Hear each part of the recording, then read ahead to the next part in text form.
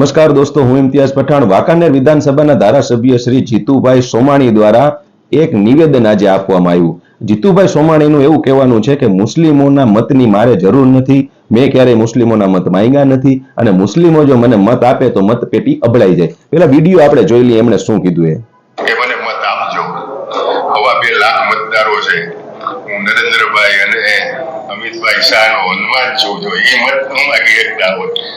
ભાઈ બંગાળમાં એમ કે મારે મુસ્લિમના મત નથી જોતા। હું તો આ વસ્તુ તો હું 20 થી 25 વર્ષથી આ કહું છું કે ભાઈ મારે મુસ્લિમોના મત પેટીમાં આપી આ મત પેટીએ પડાવતા નહીં।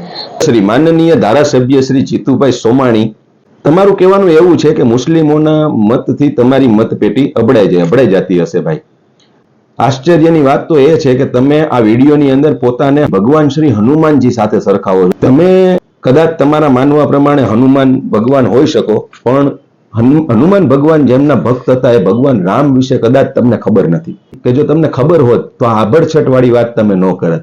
રહી વાત બીજી કે તમારા જેવા લોકોને શું છે, આ બગાસું ખાતા પતાસું હાથમાં આવી ગયું છે। આ હિન્દુ અને મુસ્લિમની રાજનીતિ જે ચાલી ને થોડા વર્ષો પહેલા અને જે ચાલતી આવી, લોકોને તમે મૂર્ખ બનાવ્યા ને લોકો મૂર્ખ બનતા આવ્યા। ક્યાંય રોડ રસ્તાની કોઈ લાઇટ પાણીની વાત નહીં, અને જ્યારે પણ આવા ઇલેક્શન આવે એટલે આ પ્રકારની હિન્દુ અને મુસ્લિમની વાત કરી દેવાની, વિધર્મીની ને અધર્મની। આ જે કેફ છે એ કેફના કારણે તમારા જેવા લોકોને આજે એ પદ મળી ગયું છે, પણ એ પદની ગરિમાની તમને ખબર નથી। કારણ કે જો ખબર હોય તો જે પદ ઉપર તમે છો એમાં જે તમે દર મહિને પગાર લ્યો છો, જે ગ્રાન્ટો લ્યો છો અને એ ફાળવો છો, એ બધું પ્રજાના ટેક્સના પૈસામાં છે। અને એ ટેક્સના પૈસા હિન્દુ ટેક્સ અને મુસ્લિમ ટેક્સ, શીખ ટેક્સ અને ઈસાઈ ટેક્સ એમ નથી આવતો। એ હિન્દુ, મુસ્લિમ, શીખ, ઈસાઈ સૌના પૈસાનો ટેક્સ છે, જેનો તમે પગાર લ્યો છો મિસ્ટર સોમાણી। રહી વાત આ મુસ્લિમોના મતથી મતપેટી અબડાઈ જવાની, તો તમારા ભારતીય જનતા પાર્ટીના જે મોભીઓ છે એમણે હમણાં સ્થાનિક સ્વરાજની જે ચૂંટણી ગઈ ને એમાં 200 જેટલા મુસ્લિમ ઉમેદવારોને ટિકિટ ફાળવી હતી, પ્રેમ ઉભરાઈ પડ્યો હતો, અને એમાંથી 122 જેટલા લોકો તો જીતીને પણ આવ્યા। એ ભારતીય જનતા પાર્ટીમાં છે, અને તમારી પાર્ટી મુસ્લિમોને રીઝવવા માટે હમણાં જે ઈદ ગઈ ને એમાં સોગાતે મોદી લઈને આવી હતી અને મુસ્લિમોના ઘરે મીઠાઈઓ વેચતી હતી। આ પણ તમને જ ખબર હશે, અને એ તમારા મોવડી મંડળના જે મિત્રો છે એમને જરા પૂછજો, કારણ કે એમને મુસ્લિમો પ્રત્યેનો પ્રેમ ઉભરાય છે, ટિકિટો ફાળવે છે, અને તમારા જેવા જે છે એમને આ પ્રકારનું વિધર્મી ને અધર્મીનું ગાજર પકડાવી દે છે, અને તમે બોલો પણ છો। એક પ્રજાના પ્રતિનિધિ તરીકે, ચૂંટાયેલ પ્રતિનિધિ તરીકે તમારી પાસે આ અપેક્ષા ના જ હોઈ શકે। બોલતા અમને પણ ઘણું બધું આવડે છે, કાનના કીડા ખરી જાય એવું આવડે છે, પણ સંસ્કાર પણ કોઈ માયના રાખે છે, અને એ સંસ્કાર અમારી અંદર છે।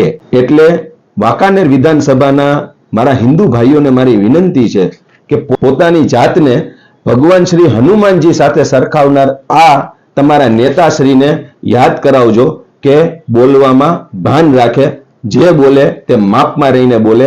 કારણ કે જો એ રાજનીતિ માટે કરીને પોતાને જો હનુમાનજી ગણી લેતા હોય તો આ બહુ દુઃખની વાત છે, અને તમારા બાળકોના ભવિષ્ય માટે પણ એ વિચારજો। ભારતીય જનતા પાર્ટીના મોવડી મંડળને પણ મારી વિનંતી છે, જ્યારે તમારું બોર્ડ આ ઇલેક્શનની ટિકિટો દેવા બેસે છે ત્યારે આ જ પ્રકારના લોકો તમને મળે છે। ભારતીય જનતા પાર્ટીને આજે લોકો સ્વીકારે છે, પણ આ પ્રકારના આ ગોબર ભક્તિનું જે ગાજર લઈ અને મનમાં આવે એ પ્રકારના જે સ્ટેટમેન્ટો આપે છે, આનાથી 18 વરણ જે આપણા ગુજરાતની અંદર હળીમળીને રહે છે, એકતા ભાઈચારાથી રહે છે, એને ક્યાંક ને ક્યાંક પલીતો ચાપનારી આ બાબતો છે। અને આ અધર્મી અને વિધર્મીની રાજનીતિ હવે જૂની થઈ ગઈ છે।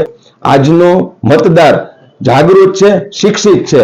ક્યાંક એવું ન થાય કે આ 182 માંથી જે બહુમતી જે આવે છે એ બહુમતી ક્યાંક બહુ પાછળ ન વહી જાય। આ જ વાત સાથે આપના ભાઈનું સલામ।